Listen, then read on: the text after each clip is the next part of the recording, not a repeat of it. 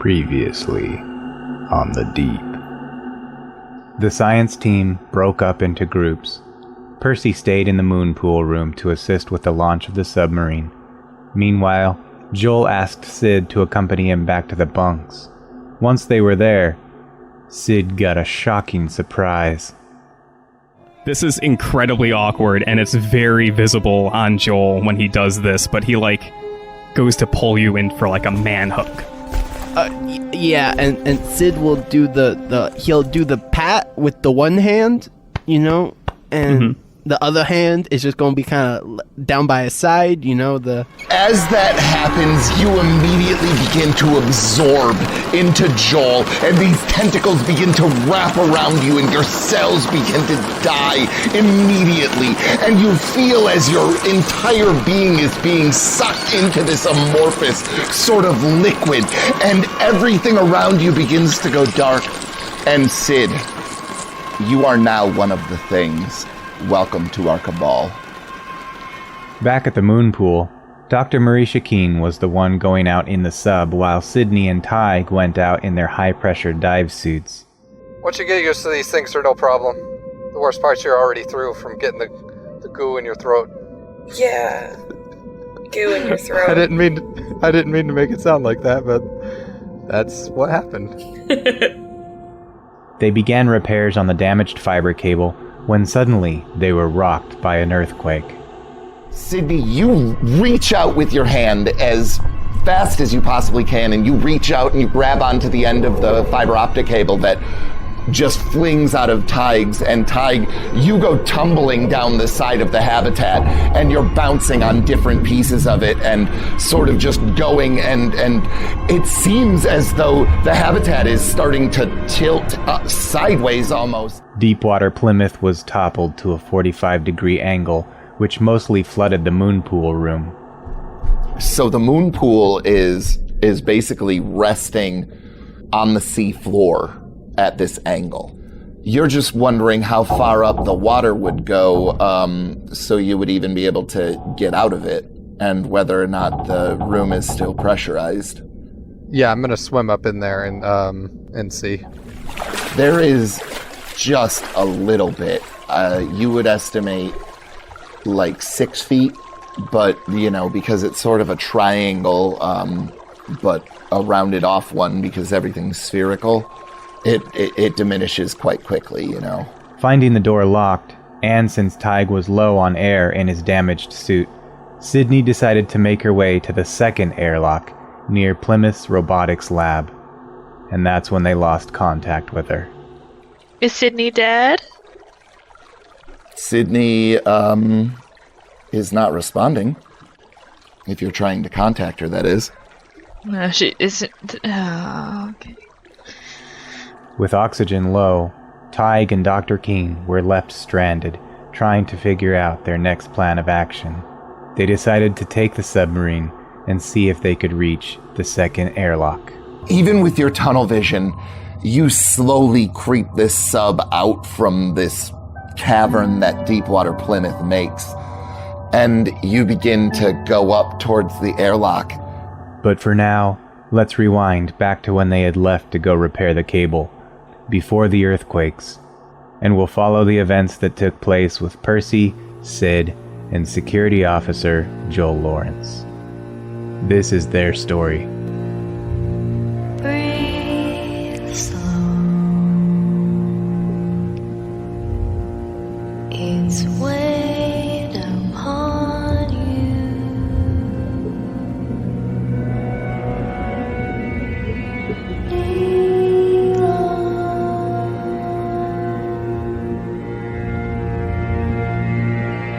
The ghost will haunt you.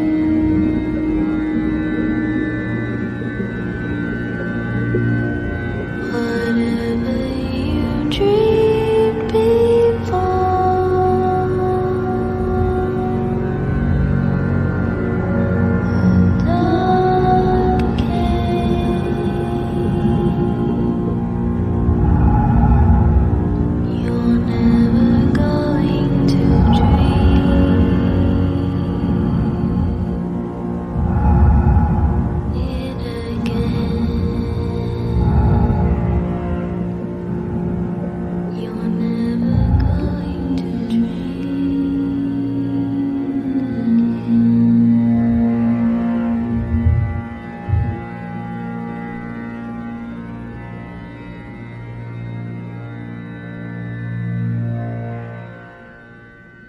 at this point, especially since Percy's all on his own down at the moon pool, Joel's just going to buzz over to him on the radio and say,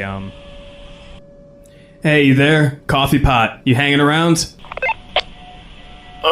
Yeah, I didn't want to go anywhere, but I'm still good here. You get those cameras working at all? Not quite. I'm not much of a camera guy. But listen, do you need to be on hand right when they get back? Or do you think it's better for the three of us to stick together? Probably we should all stick together. They're gonna need help getting out of the suits, but Dr. Keene will be with them for that. Yeah, and honestly, leaving one of us alone sounds like a real bad idea, huh? Then why don't we regroup at the moon pool and talk about what we can do while we're waiting for everyone? Sounds good. You guys make your way to the main ladder system and start making your way down to the moon pool.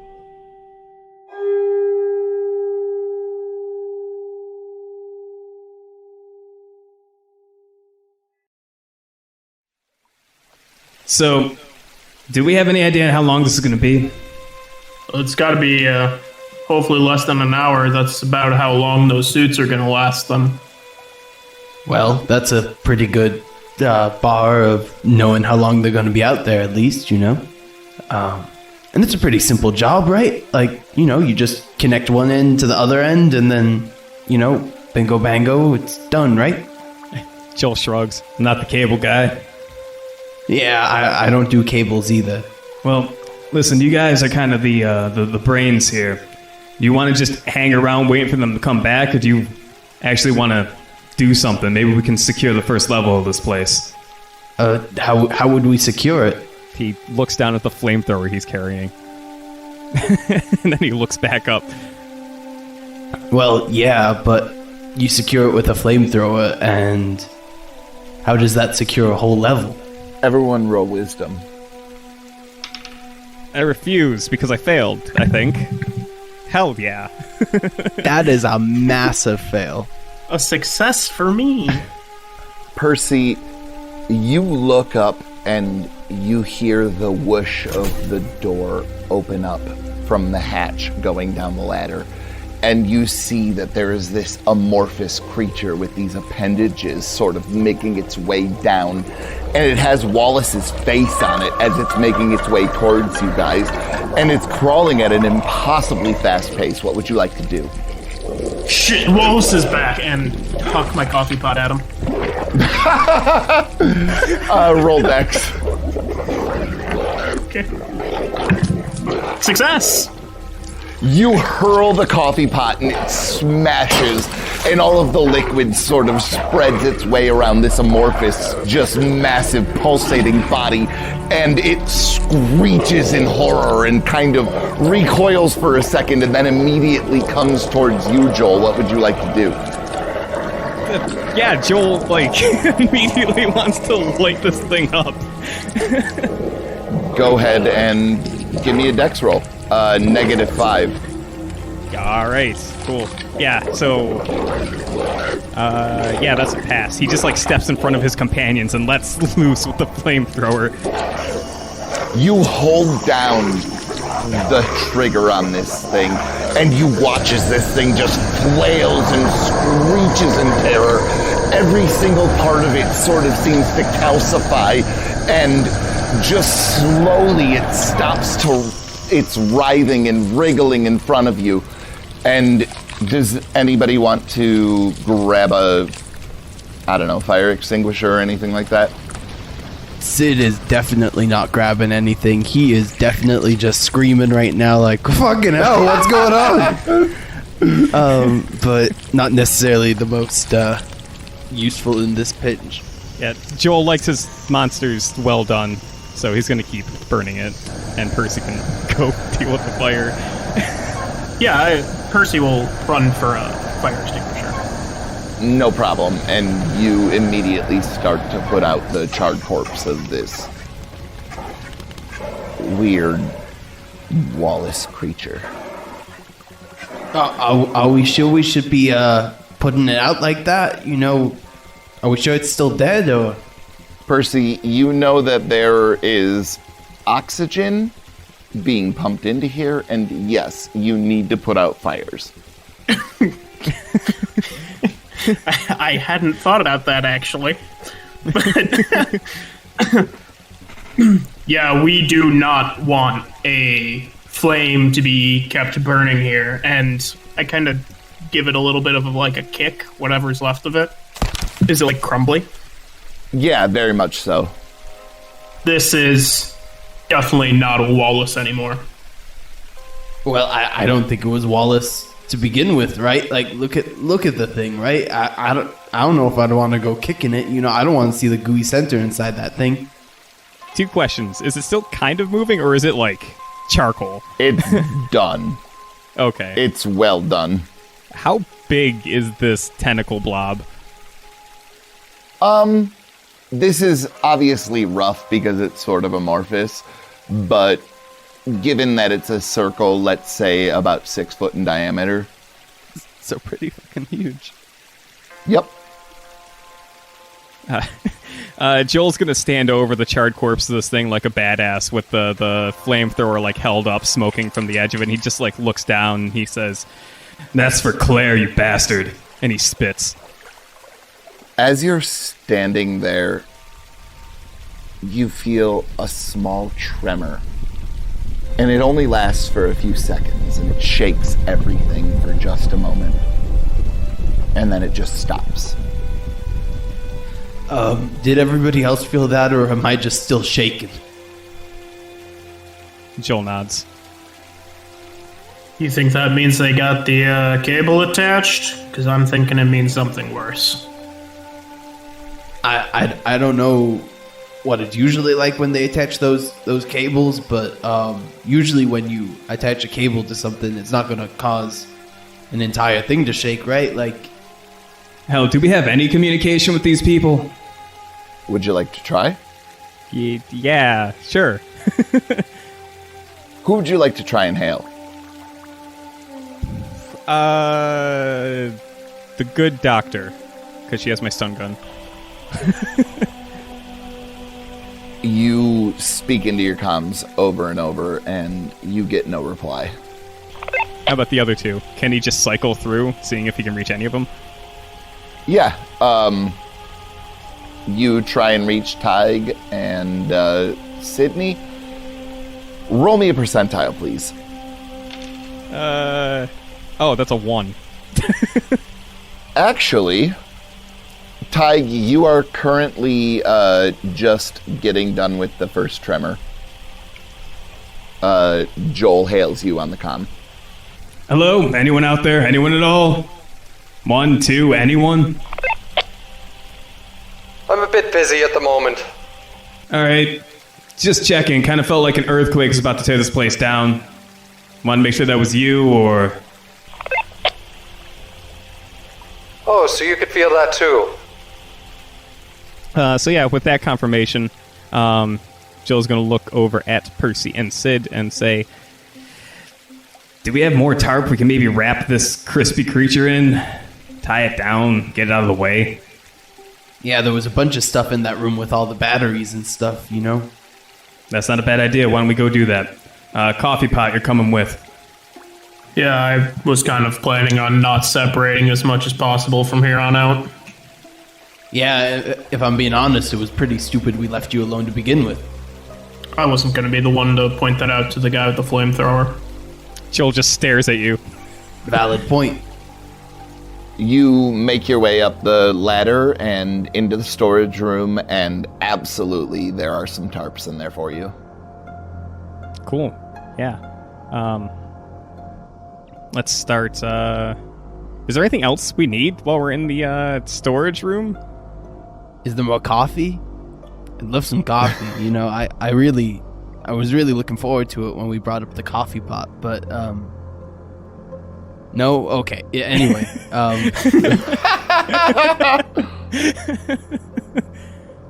Percy is probably just like digging through everything and trying to take stock of what's all here.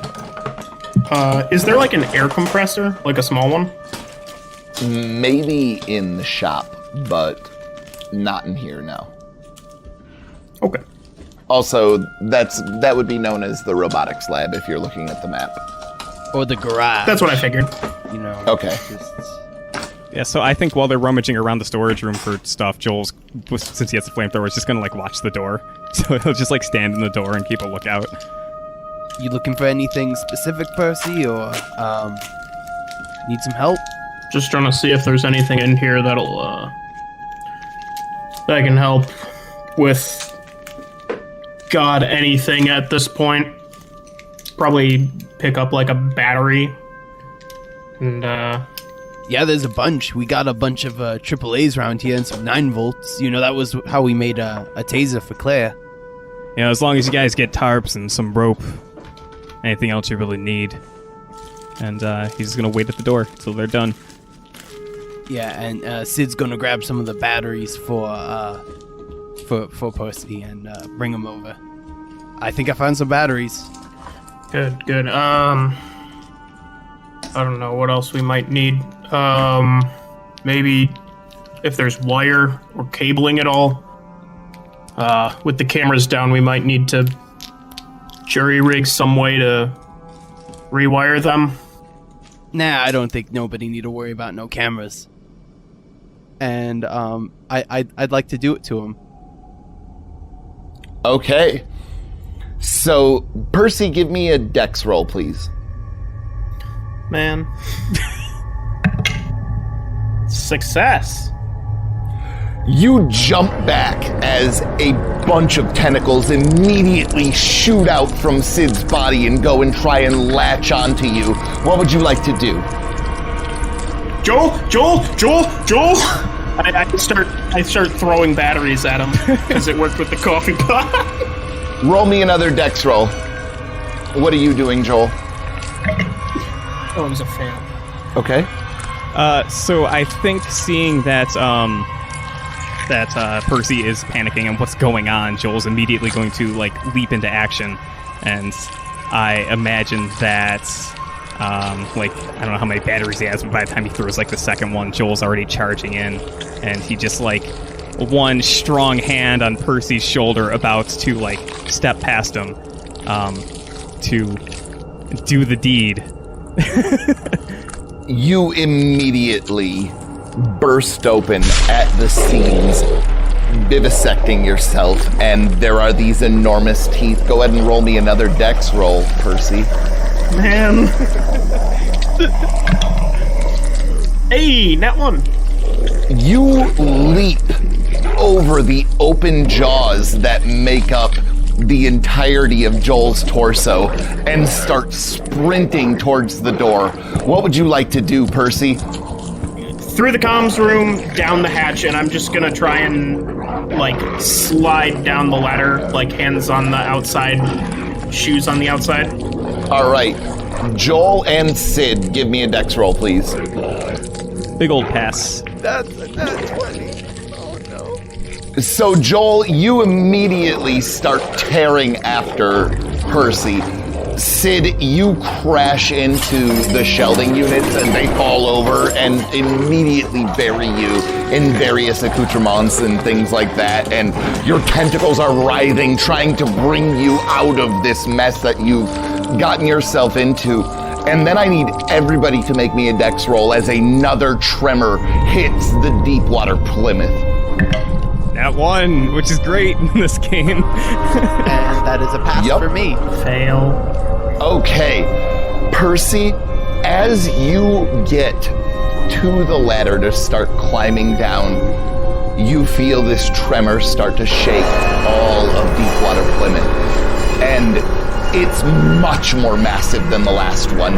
And then all of a sudden everything starts to lurch from the side and you scramble to try and grab onto something, but you just crash into the side of this spherical object that is currently housing you and giving you life. And at this moment you realize that everything is at a 45-degree angle, but Joel and Sid, you have no trouble regaining your dexterity under your feet, and you are currently climbing up your way through the lounge, out of the gym, and into this area, and you can make eyes on Percy. What would you like to do? Superman punch him. Right in the face. Give me a strength roll. Yeah, that's a pass. Go ahead and roll 3d8. 5, 12. That's how much damage you take, Percy. As Joel's fist just connects with your head and it just explodes like a watermelon. And gore just covers the entirety of this room. Joel and Sid, what would you like to do? Well, fuck, that didn't go as expected. Yeah, I think Joel's just gonna look back at Fluid's guy and say, this place doesn't seem too stable. We should, get back downstairs. Yeah, for sure. We should go over to the moon pool.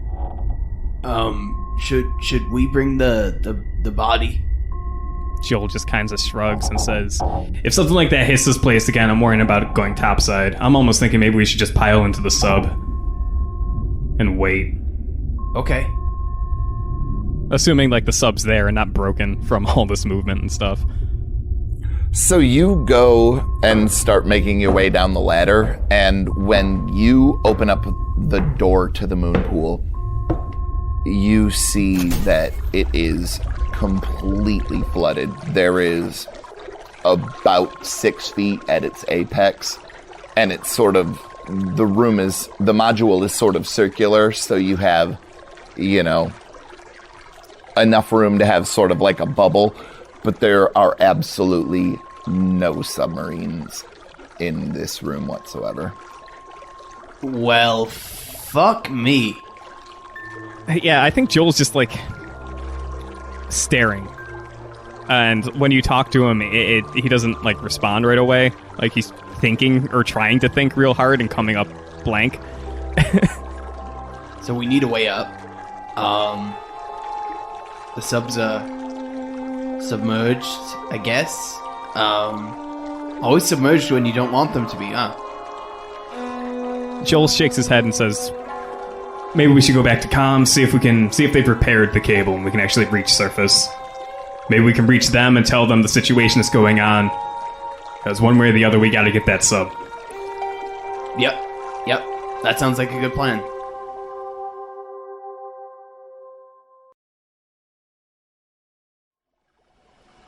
You make your way back to comms. Go ahead and try and raise whoever you're going to try and raise. Yeah, let's see. Keen didn't go through. Same as before. Hey, you still there? Static. Then I guess he'll cycle to Sydney last, just to focus. Still static? Yep. Great. Any of the comms functional, like, in terms of, like, reaching the surface? Is anything... Do we still have power?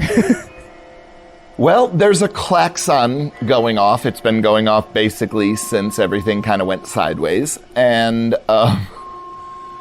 you seem to still have power for the most part. Every single door that you go to, you have to enter in Hughes's code in order to open it up, because it seems like everything is on lockdown at this point. Mm-hmm. But you cannot raise anybody on the comms whatsoever. It seems like they might be damaged, or perhaps they haven't gotten the fiber optic cable back up. You're not really sure at this point.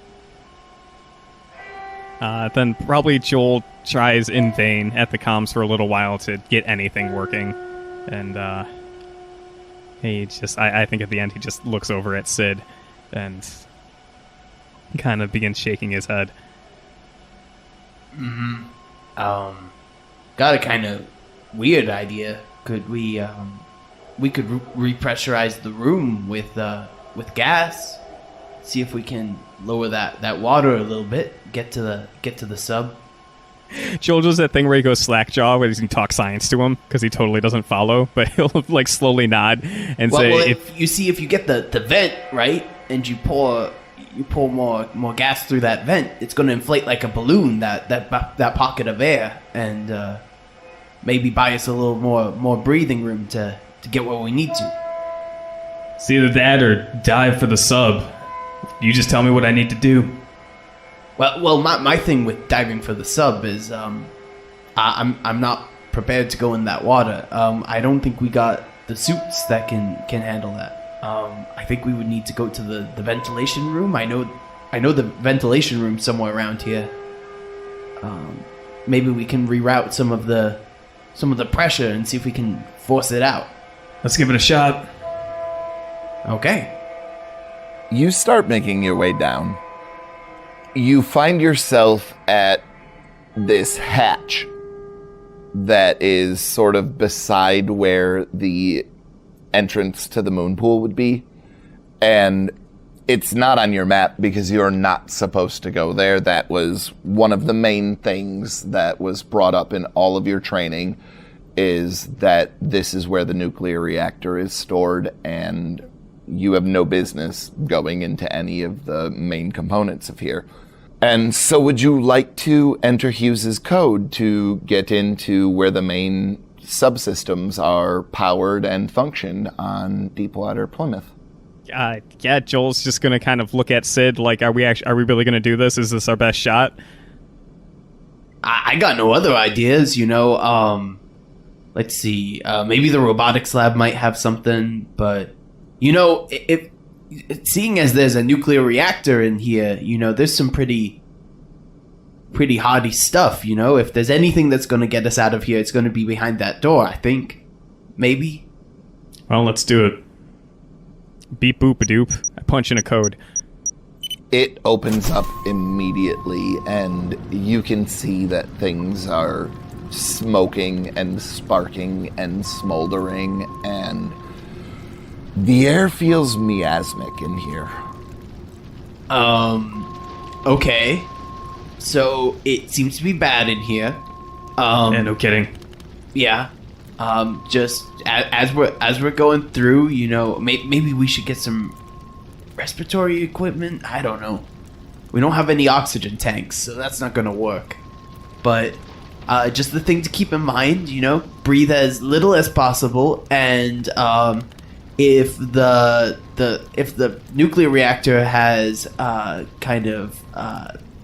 like fractured, don't worry about it, because you won't feel the radiation and it'll kill you anyway, so you won't have to worry. Yeah, I guess Sid's gonna try and go in there to pull off his kind of batshit crazy plan. Okay. So go ahead and give me an intelligence roll to sort of get your bearings. That is a pass. Okay. So you managed to find this terminal that when you click through a few things on the touch screen, you managed to find all of the oxygen stores on Deep Water Plymouth, and boy howdy, do they not look good. You would estimate that most systems are operating at 50% capacity at best. A lot of them 25% or lower. You think that maybe through some work you could reroute it. This is not necessarily your area of expertise, so could you please roll me intelligence at disadvantage? Of course. So the first one is a fail. And yep, can't fail any worse than a 19. So you're typing away and clicking on things, and you're trying to figure out a way to get the system to purge itself into the moon pool. And you figured out many ways to get it to purge into all of Deep Water Plymouth at once, but that doesn't seem helpful. Well, shit. Sounds like we're still fucked, huh? Yeah, pretty fucked. If I'm being honest, we got pretty much no air, and very little options. You think we could build a sub? Think that's the thing we could do? No, that's crazy. We need to get to that sub. I don't know if that water's too highly pressurized, or if things will I don't think we could dive that without those suits. Do you have a way to test it? Throw something in, see if it explodes. Yeah, that's exactly actually what I was gonna say. If you throw something, and Sid's gonna take off towards the mess hall. Okay. I just need a big chunk of meat or something, something fleshy. Oh, we got Percy's body. That's fleshy. I was just about to say that. All right. Oh, man. Yeah, Sid's gonna go get Percy's body and drag it all the way over and throw it in where the moon pool is. So you toss Percy's body. It's just trailing coagulated blood. And as his limp corpse hits the water, it floats down maybe 3 inches before it just evaporates into this pink mist. Yep, pressure too high. Confirmed. Hey, at least we don't have to worry about anybody seeing the body if they come back. So, bright side, right? Joel just stares at you.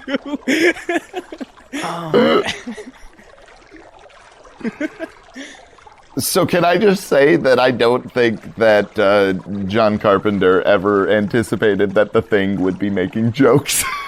And I fucking love it. Yeah, I'm at a loss, really. We could conserve oxygen by rerouting it away from as many places as possible, you know? Only to the places we need. Buy us some time. Yeah, we could see if there's more things for the suits. I don't do biology bullshit, so I don't know what would be in the biolab. Yeah, I'm kind of at a loss here. Maybe the garage. I know that the garage had stuff to maintain the high pressure diving suits. Maybe we could do. Well, maybe let's there's start with enough the oxygen to give ourselves more time if we're going to figure this out, if there even is a way to figure it out. Okay. Then back to the oxygen room, I guess. I mean, I didn't figure that you guys went further than, like, into the ladder well area. You know what I mean? Like, close the door behind you, have your discussions, so you don't have to, like, go anywhere. It's just right behind you. Oh, awesome. Okay, cool. So I guess what rooms don't we need right now? Biology lab? Comms, apparently. No, I think we should have comms. Probably. If they're still out there, if they get it hooked up, then we can get a radio out, right? I'm thinking we need comms, medical, this room, and anything that connects in between, maybe. Sounds like a good starting point. If we're going to wait, we can wait in comms, see if anything kicks on.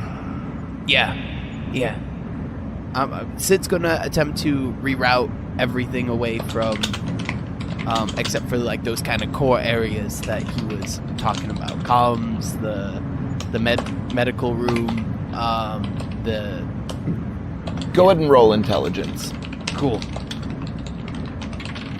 That is a pass. All right. You kind of click through a few commands on the touchscreen, type in a few things, and you set a small timer, and in 5 minutes you will start to relieve oxygen from non-essential areas.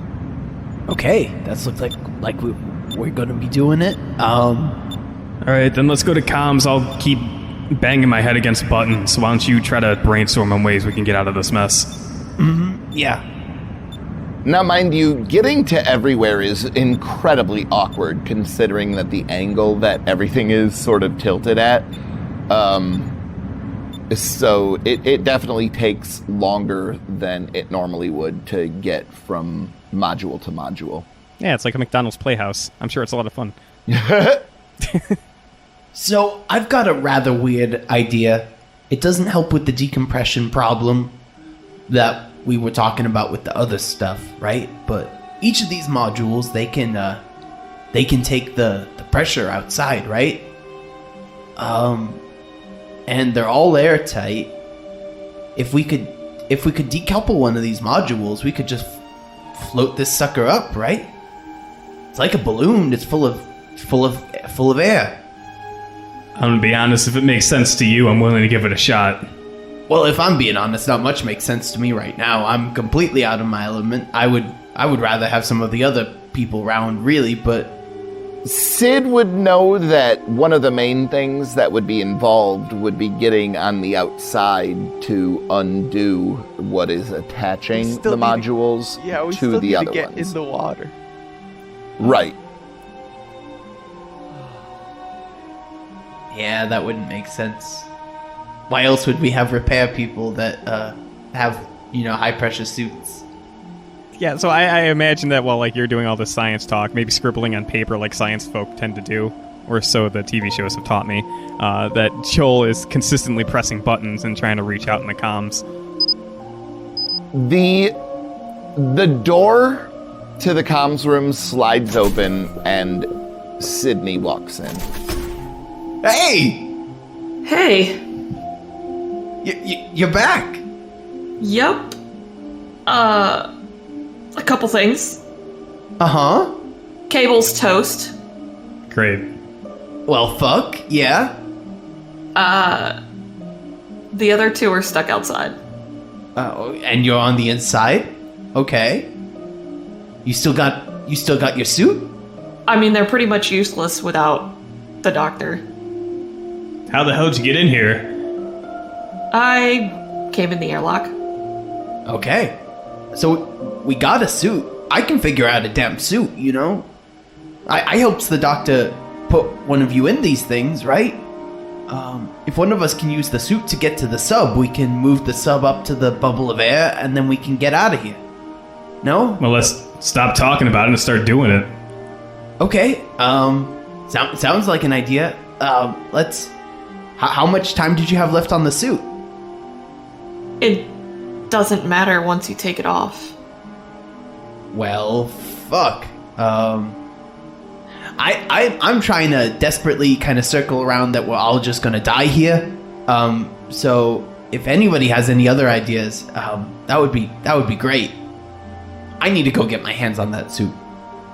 I mean, if you can purge the suit, then you can wear the suit. Okay, let's do it. Let's try and Let's check it out. yeah, let's check out this suit. So you make your way over to the robotics lab and you start to fiddle around with this suit. Go ahead and give me a intelligence roll at disadvantage, please. That is a pass. Holy shit.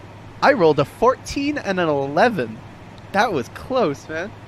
You start messing around with everything that is on the back panel of this thing, and immediately on the display it says purging and starts counting down from 45 minutes. Well, it's purging. Does that say 45? Yeah, Do we have 45? 45 minutes? Joel nods. Well, we better. We've already isolated as much oxygen as we can, I think it's kind of a waiting game now until it purges. Well, if we have 45 minutes to wait around and hope not to die, then we best brainstorm what we're going to do once the suit's functional. Well, I was thinking, so the sub has an airlock, right? So whoever's in the suit just needs to get to the airlock and get inside. The problem is once you're inside, you're going to be in the suit, not have a lot of maneuverability, but could you push it? Things move pretty well underwater. We just need to move the sub to the pocket of air, really. Can you pilot a sub? I'm gonna level with you here. Getting inside that suit is probably the most damn terrifying thing I've ever heard of in my entire life.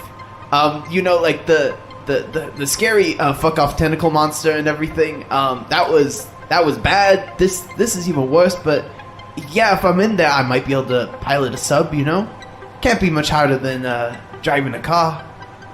Joel crosses his arms and says, I mean, I guess going out there and doing this thing would really prove once and for all that you truly are the fluids guy.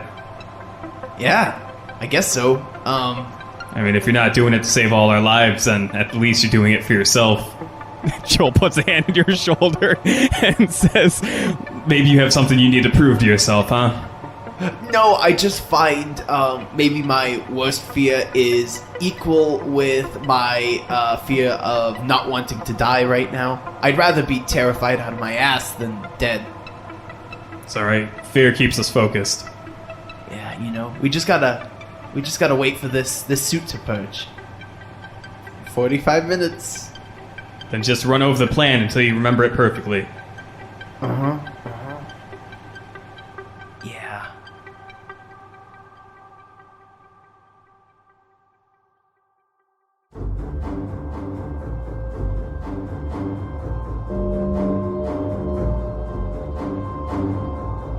Follow our podcast network on Twitter at Time to Die RPG.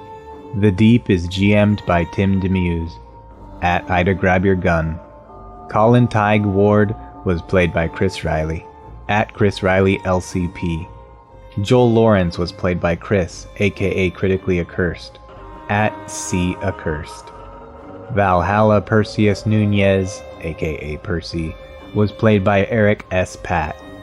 At ES_pattycake. Sid McMillan was played by Samuel. At Samsalot007. Sidney Clark was played by Robin Hott. At DIOXIARIO. All of these Twitter links and more can be found in the episode description.